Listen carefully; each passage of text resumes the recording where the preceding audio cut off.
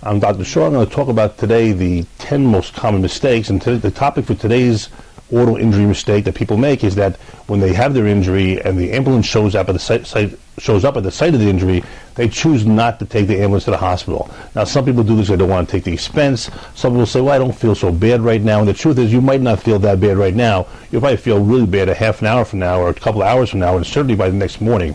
There's a number of reasons why people choose not to take the ambulance to the hospital.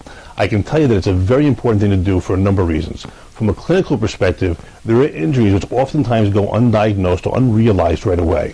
You can have a slow leak brain injury, which is like an aneurysm type of injury, where your brain has a slow blood vessel leaking in there, and 3 days later you die. You can have minor and undetected injuries which you don't appreciate right away. Another perspective, which might not be clinical, but it's important to know, is that the severity of your injuries is documented by how you treat the injury immediately after the injury. By going to the hospital, by going to the emergency room, you have an immediate documentation of what was happening at the time. It's something your lawyer could use to help document the severity of the injury and why it required going to the hospital. And also, it'll give a baseline of information. It might be radiographic information or just clinical information from the emergency room physician that your treating chiropractor could use immediately to make an assessment of what your status might be for the future. Both of these aspects are very important. Not going to the hospital by ambulance, if it's available to you and if it's necessary, is a big mistake. Give us a call. We'll be happy to help you with your injuries.